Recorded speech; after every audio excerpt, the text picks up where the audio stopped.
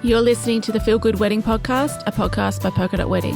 My name is Dorothy and I am the founder and editor of Polka Dot Wedding, and I have been writing about weddings for over 16 years. In fact, I love them. I love everything about a wedding, but I know that a wedding is beyond the pretty. I know that so much goes into every single one of those details that are chosen, the tips and tricks behind it, the couple's stories, and the vendor that brings it all to life. And so the Feel Good Wedding Podcast was born because we thought these are stories and conversations that we want to have, and we're really looking forward to having them with you as our listener. Can't wait to show you what we have in store. The Polka Dot Wedding team is honoured to conduct our work on the land of the Boonwurrung, Woiwurrung, Eora and Kurungay people. We honour the traditional Aboriginal and Torres Strait Islander custodians of the land, and we pay our respects to elders past and present.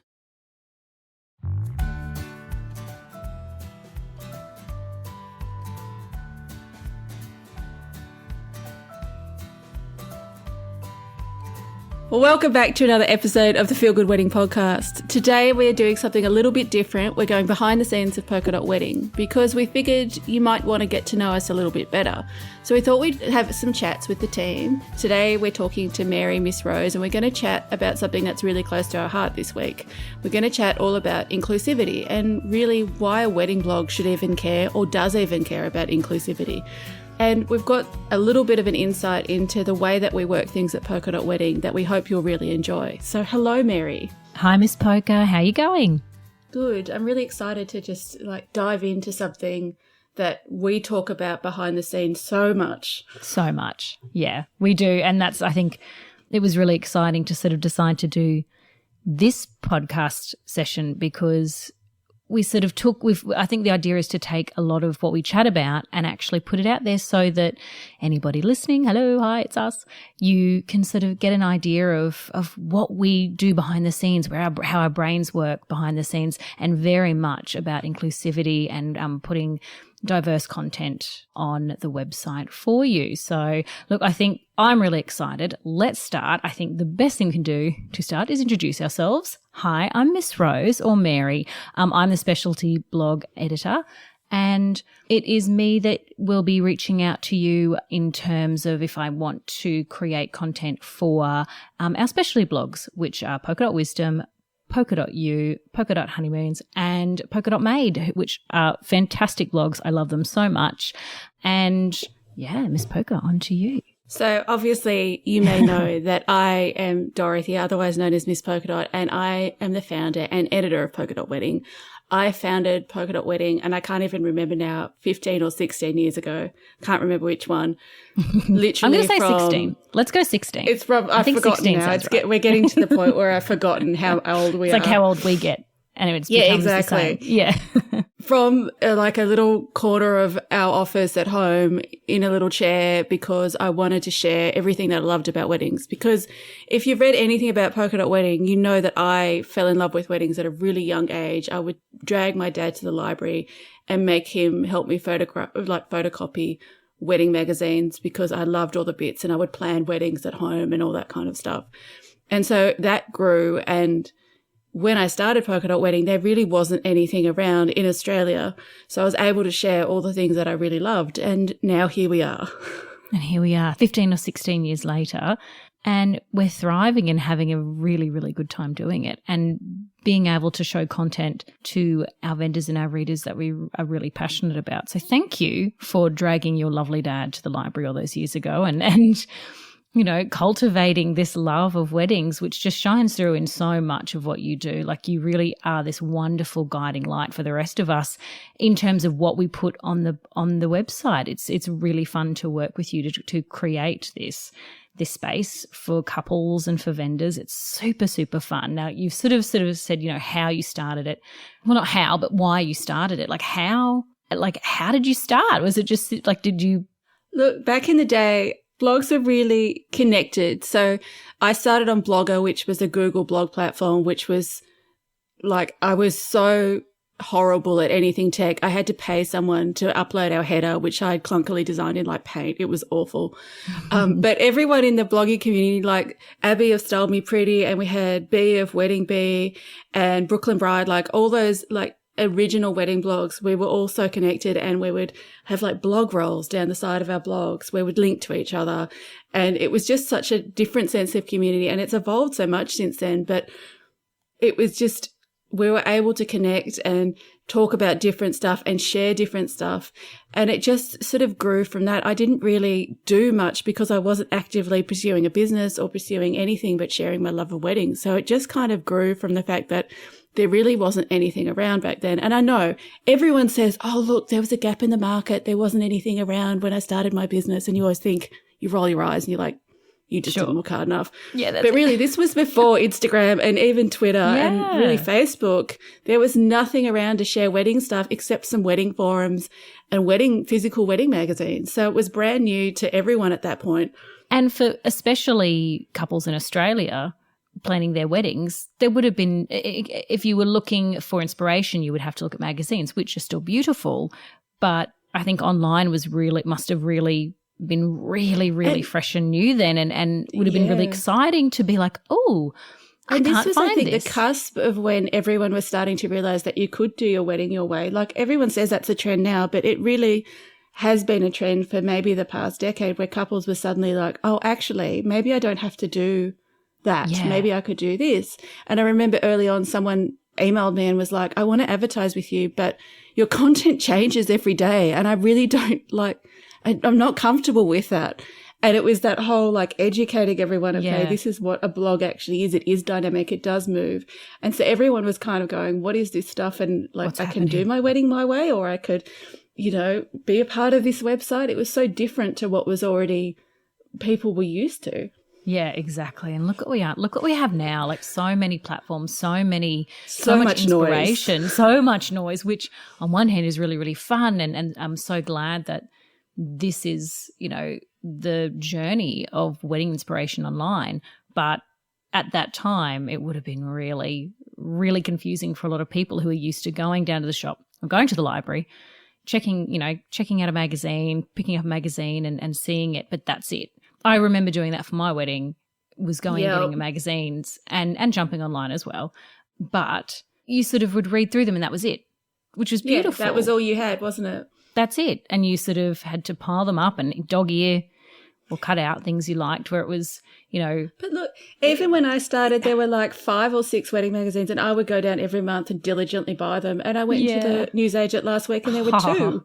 I know. Like, I know. They don't even stock many anymore. Like, it's so amazing to see how the world has changed in a decade. Just that shift. And again, I think a lot of those magazines have gone online because in terms of paper wastage and that sort of thing, like it's online platforms for wedding inspiration is just so the place to be.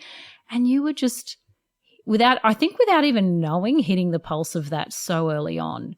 And look, I didn't know anything. I was just winging it like everyone else was winging it. Thank you for winging it. I didn't go into this wanting to start a business. I went into this because I purely adored weddings and was like, oh my gosh, there's these amazing cupcakes at this store in Sydney. I want to share them. Like it was purely about that. It was never about business. So I was winging it as much as everyone else. Yeah. And that's the thing. Like I think when you hear people say, oh, I started this because I have a real passion for whatever it is. I have a passion for, I don't know, dogs. I have a passion for blah. Like whatever you have a passion for, like you are so truly telling like your absolute truth of you just loved them. Like you're saying you had no view to going, oh, hang on. There's not something like this for weddings out there. Ooh, I'm going to tap into this. You're purely doing it because you love it. And I think that is something that you have so beautifully kept for like 16 years on.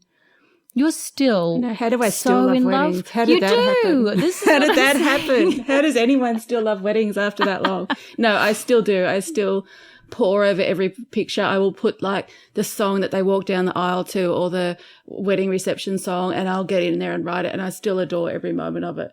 But I should say I don't do it alone and you and I don't do it alone. We do have a team.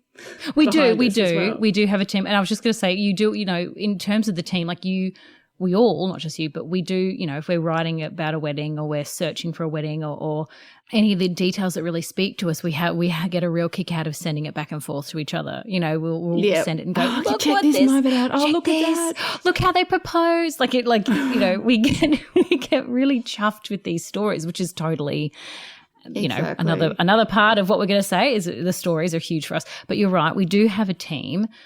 Can you run through our team, please, for me? Talk me through our team. Fleur de Lis, or Fleur, is our amazing editorial assistant. So she manages all our correspondence, like my emails, because no, I can't. It's too much. But she also helps us out with a whole bunch of editorial tasks. She's just this amazing. She has a finger on the pulse. She knows what's up all the time, and I rely on her greatly for being the sort of go-between and seeing stuff before I say it. She's amazing. She's so cool too. Peacock, She's I know. Really cool. I feel like all my team at Polka Dot Wedding is so much cooler than me, and I'm not worthy. This is also not true. That's not true. That Sarah is like, I'm sorry, but just extra cool. Yes, she's really fun. And we have brand new who has just come into this role in the past couple of weeks, Julia, who is Miss Peacock, who is our submissions manager. So she manages all the weddings and features and style shoots across Polka Dot Featured, which is our main title. Sources a whole bunch of weddings, focuses a lot on our diversity, which we're obviously going to talk about. We are. We'll get into it. And she's really lovely. She's really she's very warm, really warm. So is someone to really be able to speak to. And she's a food blogger as well. So we'll have to share her food blog at some point because it's amazing, because it's all about sentimental stories. It's just divine. She's super sentimental. Yeah. Well, she fits in well with me then. Doesn't she what? We have Miss Strifey, or Carolina, who does all our membership management for all our wonderful members who are our beautiful vendors that just are so talented, and she helps out managing all of their subscriptions and all of that kind of thing. And then we have she also considers herself quite bitter, so she would go, oh, Mary, and laugh at you. And she's so not. She's so dear and thoughtful, and so the perfect person for that role, because she cares so much about our vendors and anyone in our directory and anyone writing to us. She's, you know, puts in that extra bit of effort to really make everyone feel really seen. And I think that's a really, you know, you can't sort of teach that. That's definitely inherently her. So you're good at selling us. I'm no good at this part. I should just let you introduce everyone. But finally, too, we have other people that do play a significant role. So we've got people like Miss Honeycomb, who is Nicola, who, if you've ever looked at Polka Dot Made, does the most amazing tutorials. Goodness. And she's just fantastic. She's got this eye and this skill that just is incomparable. And we've got other people that we called in. So our developer is called Sadiq, and he has made magic happen with all of our tech. We have a whole bunch of other people that dabble in and out and do things like writing or tech and bits and pieces for us. So we're kind of all across the globe because we are completely remote as a team. We all work from home. In fact, I haven't met Julia yet. So often it takes us a year or two to even meet. We'll have to fly her in for cocktails. So exactly. She promised she'd come down for bubbles. How long did it take us to meet? I can't remember how long it took us to meet. That was in 2015. I started. And it took us a few months to meet, and it was very exciting. We always talk so often. I was excited. So I never kind of feel like I'm missing much, because we're always talking constantly with each other. So I don't really feel like it's a bit of a issue. But yeah, we all work remotely. I couldn't do a single thing that I do without our team, and I'm just so thankful for them every day. And like I said, I feel not worthy for them every day, because the work that they put in and the effort they make to understand my vision for Polka Dot Wedding and embrace that is huge for me. We're going to do a different theme for each one of our behind-the-scenes episodes. And today I thought it would be really fun. When I say fun, I'm going to say fun and important to say, sort of introduce us a little bit, like the team, which we've done. Now, I would really want to merge into something we talk about a lot, and which is the absolute beating heart of Polka Dot Wedding, which is inclusivity. It is incredibly important to us. Now, how it became important to us, I think, is something that we touch on a fair bit when we're sort of, you know, whenever we're having our meetings or talking about a particular feature. inclusivity across so many different sort of, I hate the word labels or anything like that, but, like is something we thought it would be really fun and to sort of get to know the Polka Dot team, the pattern people, a little bit more and who's behind the scenes. Because a lot of the time we're creating this content with you and for you. So we thought we'd sort of say, hi, it's us, this is who we are. And now I think we should sort of talk a little bit about what we do and what's really important to us. And inclusivity is the absolute beating heart of what 100%. We do and is the most important thing to us. Yeah. Like at what point through the creating the website did you start to really see that this could be an angle that needed to be looked at, needed to be touched on, needed to have a real space with the wedding blogging industry? Well, and firstly, I should say that we're using inclusivity as like an umbrella term because we do in the work that we do talk inclusivity, diversity, equality. Like we understand that it's not just one point. But for us, like I was always, oh, well, of course I'll feature every wedding. Like I've been featuring LGBTQ weddings probably since year 1 or 2, Canadian ones since then. And I always was conscious of I have to work to make sure that our content reflects diverse stories and it's not all a Caucasian heterosexual couple. But it wasn't until the Black Lives Matter movement where Z Scott, who I talked about in this podcast, so you should go and listen to that one, is a member of Polka Dot Wedding, but she's also a BIPOC woman, had this incredible story that she shared on Instagram. And she probably didn't think much of it because she probably thought she was just sharing her story, but it really changed everything about how I viewed inclusion and the stuff that we were doing on Polka Dot Wedding. So it was all about this experience she'd had at a supermarket with racism and the difference between people that were like, I'm not racist and just was silently watching on, and someone who was actively anti-racist and supported Z in that moment.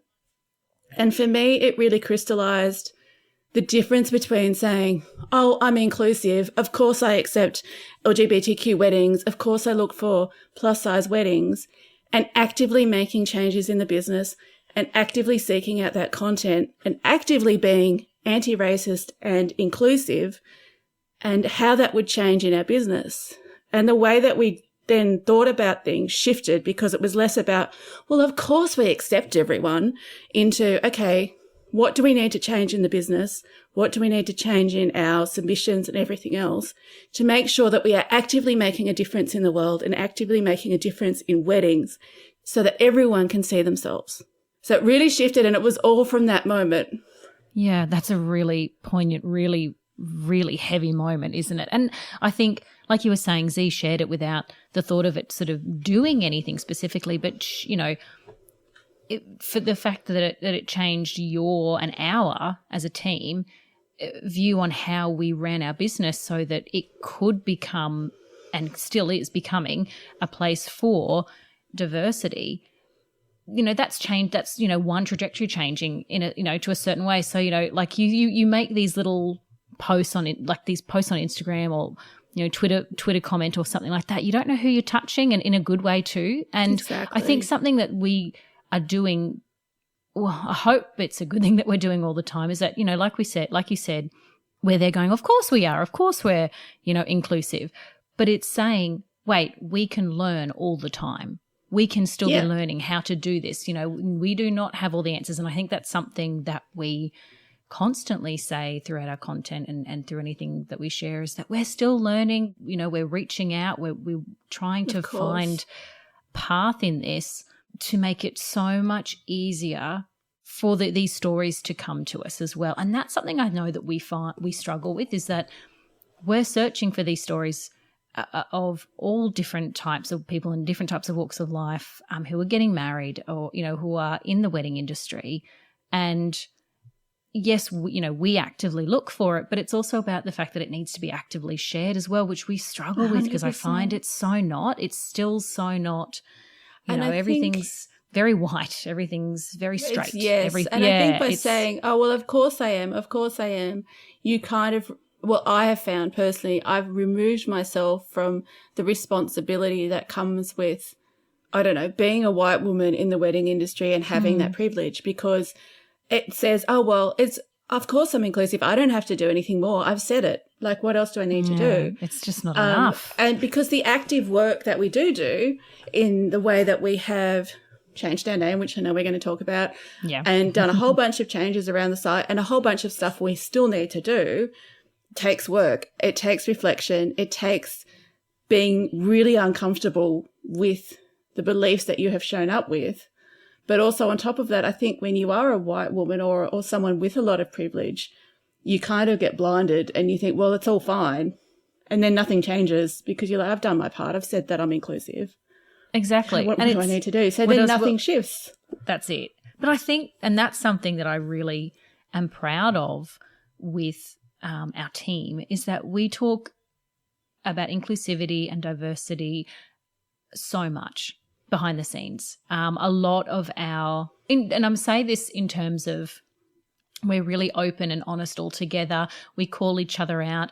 We ask each other, how do I word this? Is this the correct way to do this? What am I looking for? How can I shift this to make this, better? And we're not, none of us are above asking each other questions, doing the research, reaching out to who we need to reach out to make sure that it's not our narrative being told. And I find we're doing that for a team in a really comfortable place. But I think while still getting very uncomfortable with the realizations that we've had. While getting uncomfortable, yeah. Like I think the team, I find that I'm really comfortable with our team to pull each other up is what I'm saying and say, hey, that's not right. Or, hey, no, like we're not afraid. We're a comfortable team together. We work beautifully. But we're not afraid then to say, oh, hang on, you've got that wrong. And or we said that wrong. Right. It doesn't fit. Like that's what I mean by I think we have uncomfortable conversations, but we do them quite 100%. Often too, which I'm really, really proud of us for. Just the only way I think you can actually do it is to actually have those conversations where you sit with yourself and you go, oh, that doesn't feel good. And why doesn't that feel good?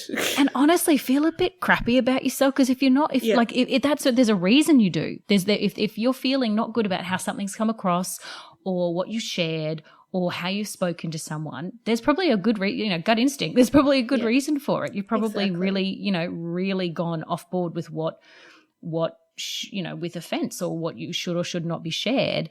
And I think in terms of like the name change, I think that's a really good point because, in terms of we're not afraid to change things. We're not afraid to go, all right, what's work business on a business angle, what's working for the business, what isn't working. We have those conversations. But in terms of being inclusive, what doesn't work and what do we need to change? Because those are conversations we have really often. Yeah. When did the name change sort of start to niggle at you?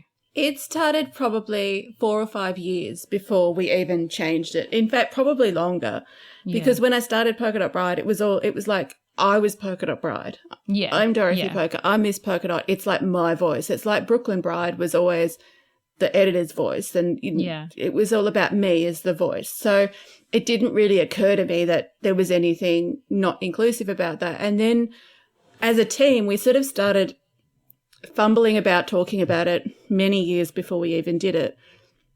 And then we started the process of rebranding with our beautiful rainbow, wonderful logo, which I adore. And I did a reader survey and I started to understand from that if I was going to actually embrace this feeling that I had about being inclusive and diversity and pushing this as something that was really key, important to us, which it was, I couldn't do that called Polka Dot Bride. I couldn't do that with a name that was excluding people. So we changed it. And 3 years on, I'm still finding things I need to change. So it was not it's a process. A small task. It was a process. We've written a guide that is going to come soon actually on helping other businesses on how to do it because it was intense and scary and terrifying. And I'm not talking about like putting it out there to the world. I'm talking about the tech side, which is what held me back for so long. Yeah. It was never about the fear of putting it out to the world. I was always excited about that. It was the tech because on a site like ours, like we have hundreds of thousands of images, thousands and thousands and thousands of posts, so much tech that if we got this wrong, it could literally close our doors overnight. So it was really, really hard to get our heads around that. and all the steps that had to come into play with that, and the fact that like, oh, well, we couldn't change the website at the same time as the name. So we changed our name in like October, and we launched the new website in February because, you know, Google gets really confused if you do both at one time, because it's like, well, where is the actual site gone? Like, what have you done? Yeah. So there are all these technical steps that basically it kept me from changing it for a long time because I was so overwhelmed by it. But 3 years in, I am 1,000% grateful we did it and thankful, and I love it so much more than Polka Dot Bride. Well, it just is an all-encompassing, isn't it? Like, you know, and it was necessary. I think that's, you know, 100%. You really were, like you're saying, years ago, saying this is a necessary thing that has to happen. Yeah, and I was uncomfortable if I want to with tell Bride. These stories. So when we're talking about uncomfortableness, I was starting to get really cringy about using the word Polka Dot Bride, and then saying, look, we will include everyone. I was like, ooh, that's what I knew. I was like, I have to do this. It has to change.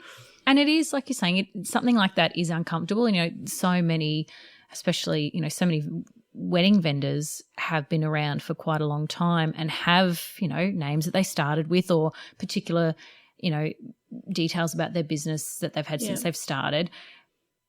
I think I was really, you know, really excited for our name change, and I really hope that can sort of give a bit of a glimmer of like, come on, you can do this too. It's not necessarily, like you're saying, scary about changing it and what that means to anyone else, but the absolute behind the scenes clunky tech stuff, like it can be done and it should be done. It should be a real priority. Like everybody needs to be able to see this. For most wedding businesses, it would be a much easier change because their websites are a lot smaller.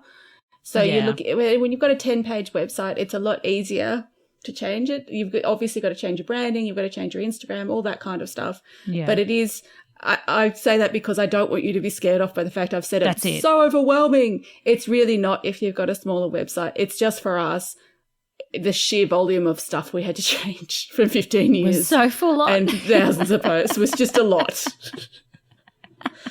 I'm laughing because it's sort of like a if you don't laugh, you'll cry. Like, but it's done now. I mean, it's still in the process of things being shifted over, but it's done, and it's so amazing. It is. But the bulk of it is done. And look, we didn't die.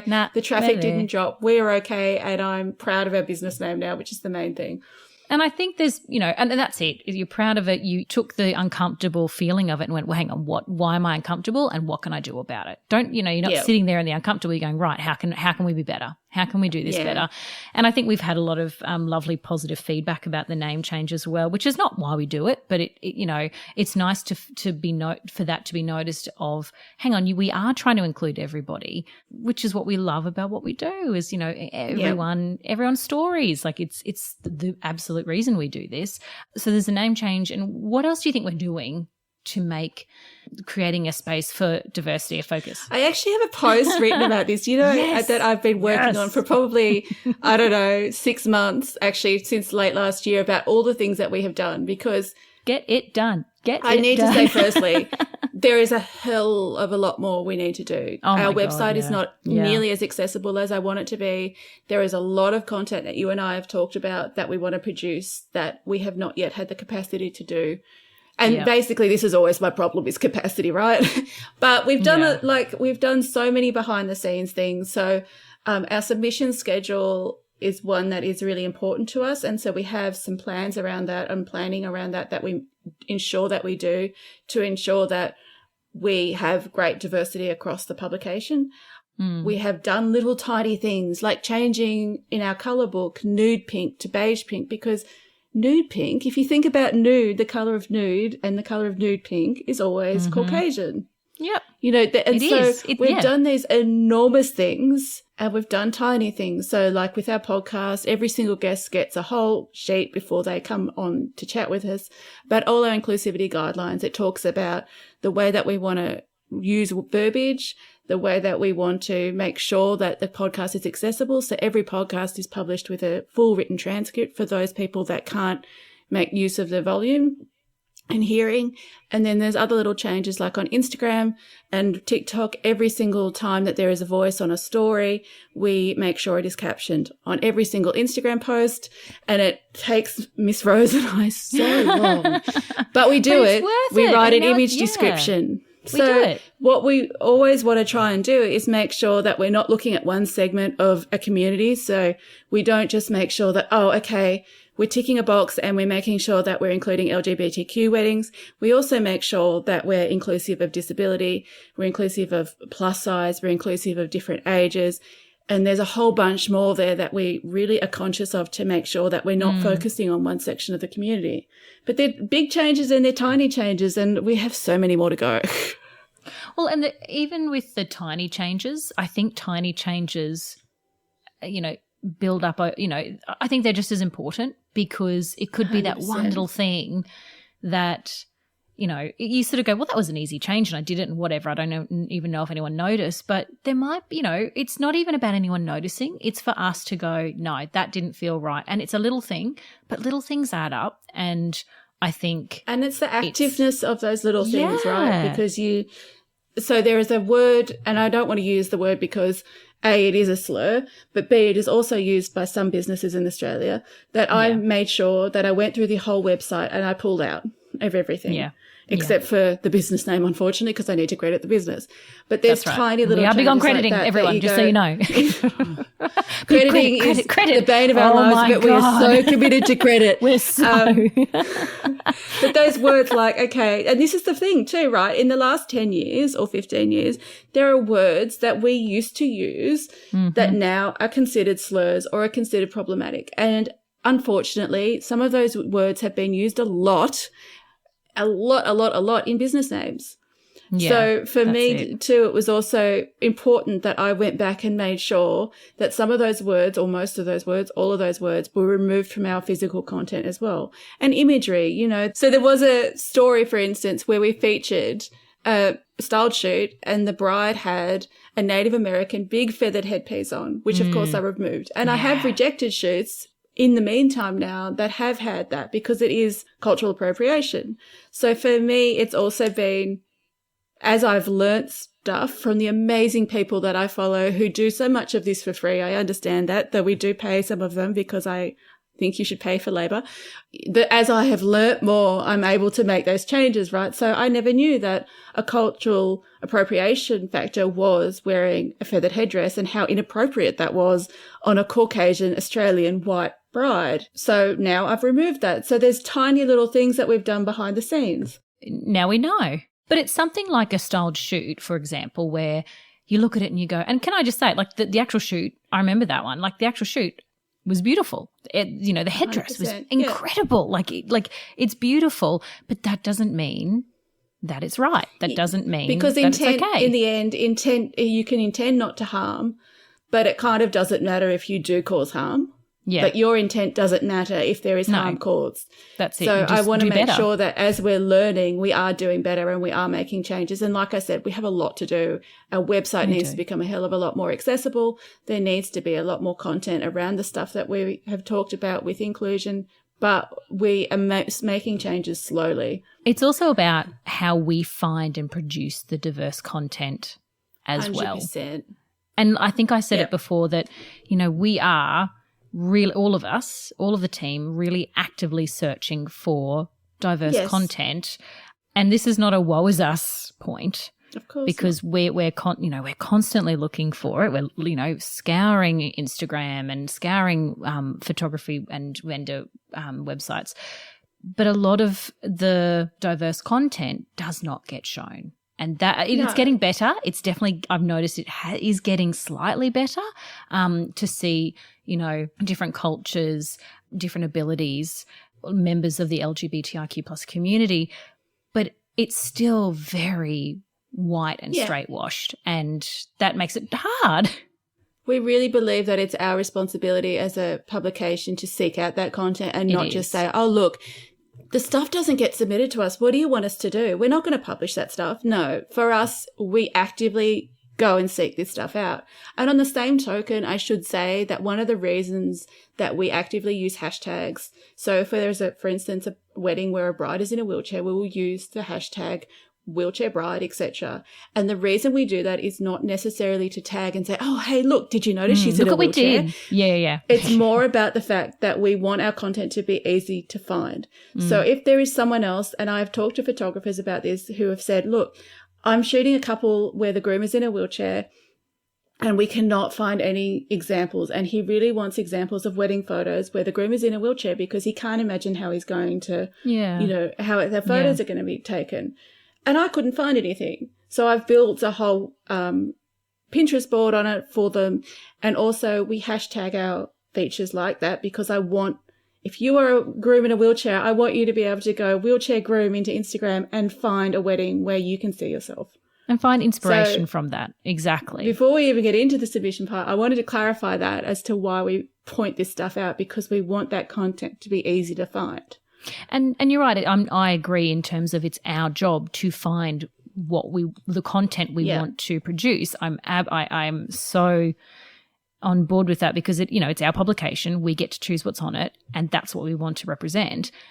100%. But I think it's like you're saying, tag it so that if you are a vendor who has been involved in a wedding or a shoot or in a proposal or some type of wedding event where there has been more representation, tag it because we want to see it. It gets a bit tricky around some sectors of the community. So if you're looking at plus size, for instance, and a couple might not identify as plus size, so something that we really rely on is self-identification. So if the couple identifies as plus size or identifies as gender fluid or whatever it is that they identify as, that's what we'll take our lead from. So we're not just going, oh, they're clearly they're plus size, etc. We're taking our cues from the couple themselves. Well, and that's another thing in terms of how you identify, like something that businesses can do is, when they're getting all the information from couples, that they're working with, ask them what their pronouns are, ask them how they identify, just so that it's so clear. You're not making, you're not deciding that for them. We're not deciding that for them. That's, their narrative and their identity. So, again, it's one of those examples of it's a small thing, but gee, it's a big thing. It's really, really a big thing. And that means that then when you're talking about content, if you want to do the tagging, if you want to label it a certain thing, title, a blog or a gallery, a certain title, you've got the permission to do that. You're not just deciding that it is. So, and I think that's something that's really easy for vendors to do on their forms as well, making sure that they're not referring to bride one and groom and it's instead doing partner one, partner two, etc. These are tiny changes, and they're changes that we've made and we want to make more of in our back end in our submissions form just for that reason. Like we have to understand, was there a bride? Did they wear a dress, or what did they wear? Like we're trying to fix that wording all the time to make sure that we aren't exclusive of people. Exactly. And so, we actively search for diversity. Yes. We also in that active search, that's look, and it's a fun thing to do. You get to sit there on your computer and you look at Instagram, you look at you look through all the Australian wedding vendors, and you look on Facebook, you do a big search. But we also reach out and actively ask a lot of vendors for this diverse content because it's so important to us, and it's And something we do is we've set targets, and I know like really they could be called quotas, and quotas get a bad name, like, oh, the corporate who has a quota for females, etc. But the reason we also do it is what we found was we'd go, right, we need to make sure that our diversity is up this week, we need to make sure, etc. And then we'd go for this big sprint of finding beautiful LGBTQ plus weddings, and then we would realize we haven't featured any BIPOC, we haven't featured any disability. So really we were causing the same issue. And what those quotas also help us to do is you kind of become blind to the things that you're not used to seeing or you should be seeing. Yeah. So I think sometimes you unconsciously exclude, because we generally as white people have grown up with inherent racism, right? So we don't think about this stuff. So it keeps us consciously understanding and planning in our calendar that we need to make room for these features, and we need to consciously be ensuring that those stories get told, because otherwise we just get a bit too lazy in our laurels and we go, oh, we're busy, we've got to do this, we've got to do that, we've got to get a wedding up, and then suddenly we have no diversity, or we have diversity skewed one way. So we do have quotas or targets, as we call them, a plan. And also with that plan, we're not ticking, but like you said before, we're not ticking boxes. We're not saying, it's keeping us accountable. It's keeping us accountable, but because we're so much about it is keeping us accountable, but because we're so much about the stories, we're not just going to throw on any wedding just because, say, someone is in a wheelchair or because they are a gay couple. 100%. It's definitely not, that's, we're not going, oh, yes, throw that in, that's tick, that's that box done. Yeah. We read the stories. We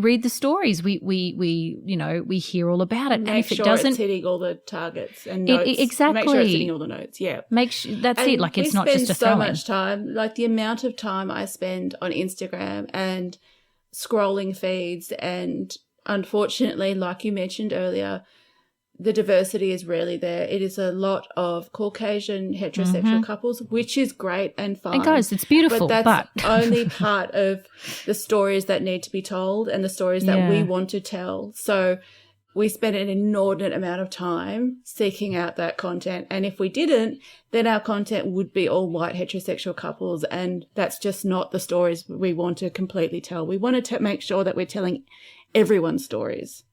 We want to make sure that when you jump onto our website with a cup of tea or a glass of wine, you do a lovely scroll.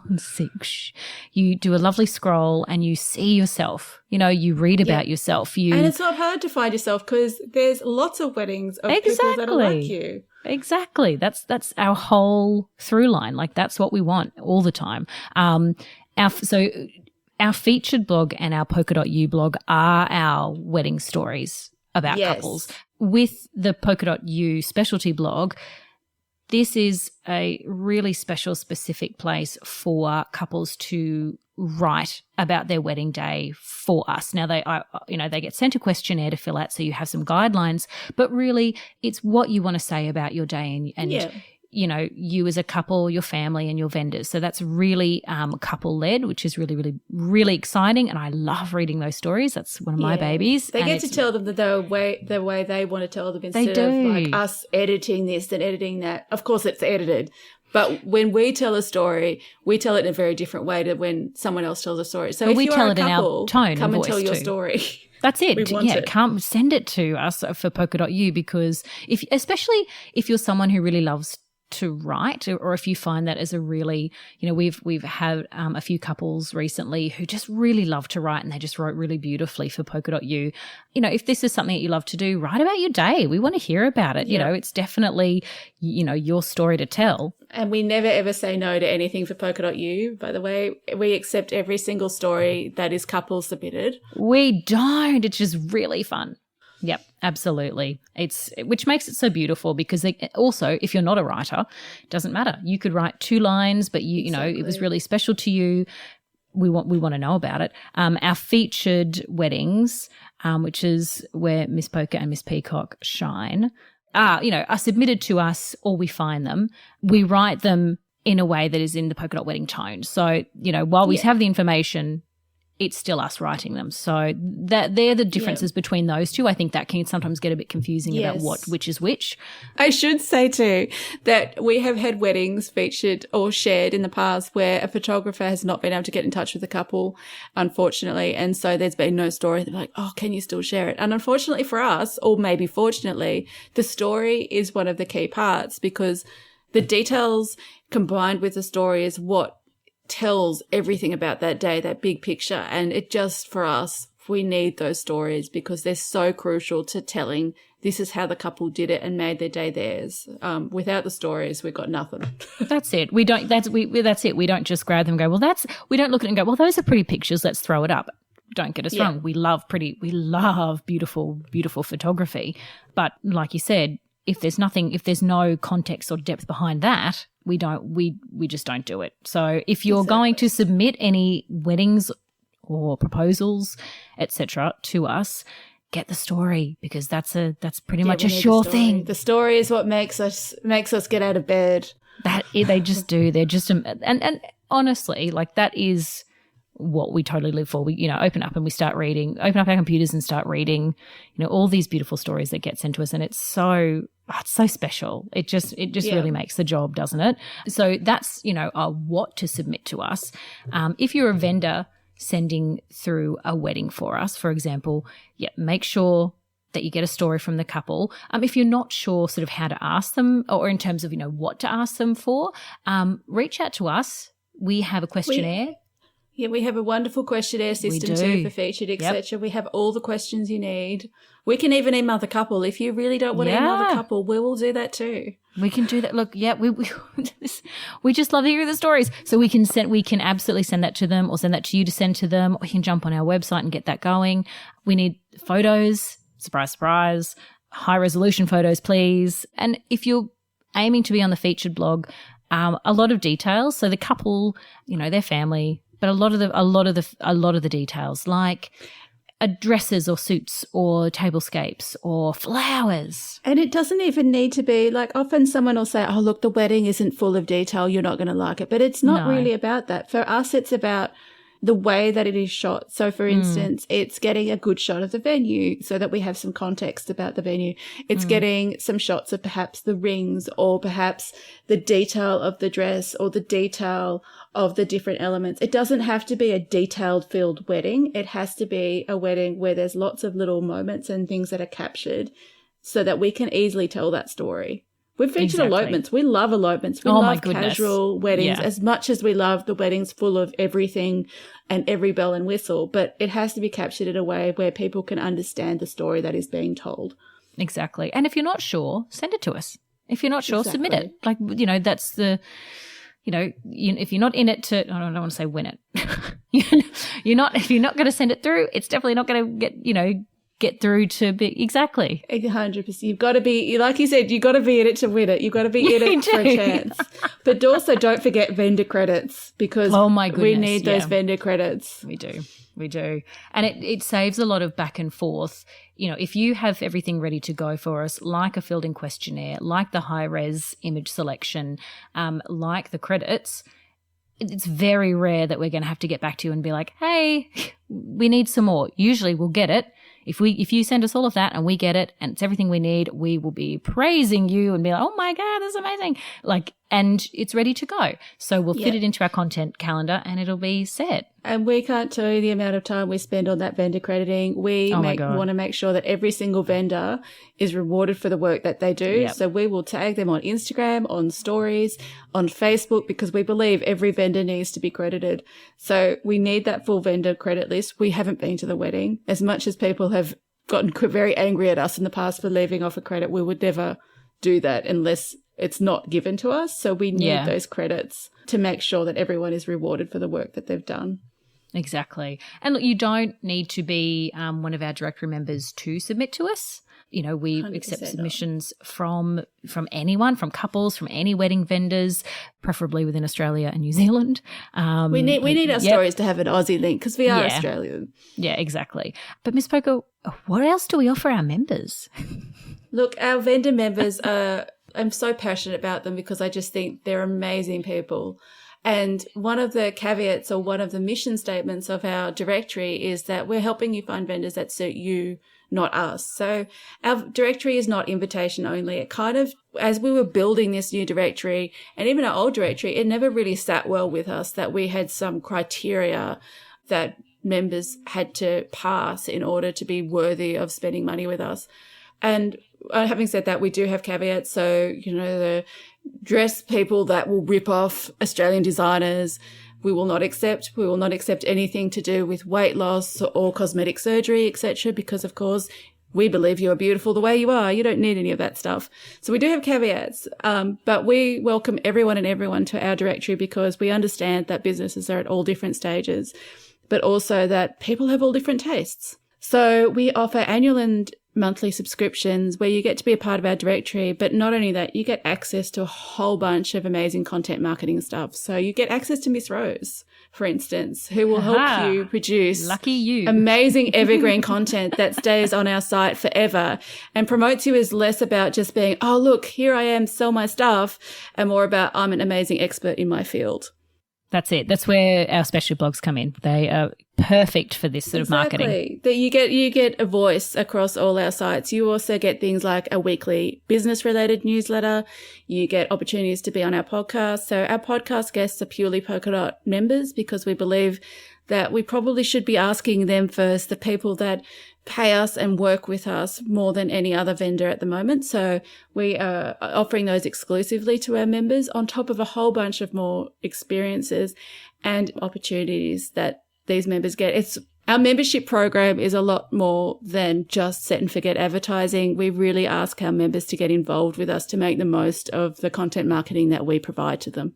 And that's the thing about content marketing, is that we don't just throw your work up and go, book these guys, because, you know, we're building trust with our readers, and we want you to do the same, and we want our readers to know about you. We want them to hear your voice. We want them to see your talent and see your genuine love for the industry and figure out who they're going to gel with. And that's, you know, that's part of that marketing, you know, plan there. And that's something we really focus on and really make an important part of our jobs, is reaching out to you guys to create this with you. And we love our directory members. You are all incredible.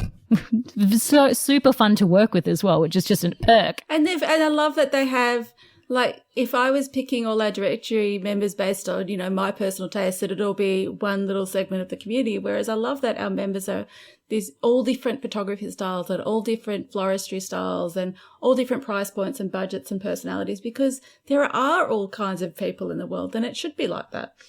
Exactly. Look, I think that we have we've had a good old chat. We've had, you know, we've really. Look, I'm surprised it didn't go an hour longer. To be I know, fair. yeah, which tends to happen to us when we have a meeting. So we've really reined ourselves in here. But lucky for you and I, we are going to do some more of these. We are. We're going to cover different things every time. Hopefully the other poker people will join us.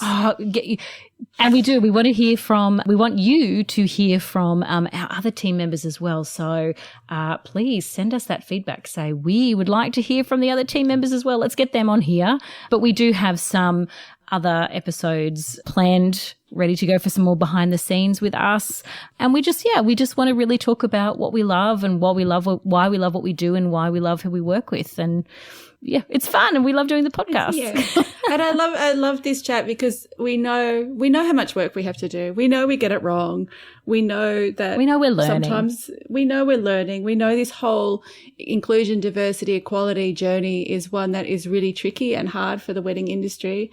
And we know that there's a lot of fear around it. And so I think it's been like, if we've been able to expose a little bit about the things and thoughts that we've had over the years, hopefully that will inspire someone else to make some changes in their business. Exactly. Well, Miss Polka, thank you for chatting to me today. Thank you for chatting to me. Oh, my pleasure. And I look forward to doing it again soon. Thank you so much for joining us for the very first episode of a behind the scenes of Polka Dot Wedding podcast. You can find a full written transcript of today's show, of course, over on weddingpodcast.com.au, and we have all the links there as well. Now, this is a new one for us, so we definitely want to hear what you think. So make sure you hop on over to email, DM, Instagram, wherever you want to message us, and let us know what you think. We are looking forward to sharing more of these with you. We'll be back in another 2 weeks with another episode.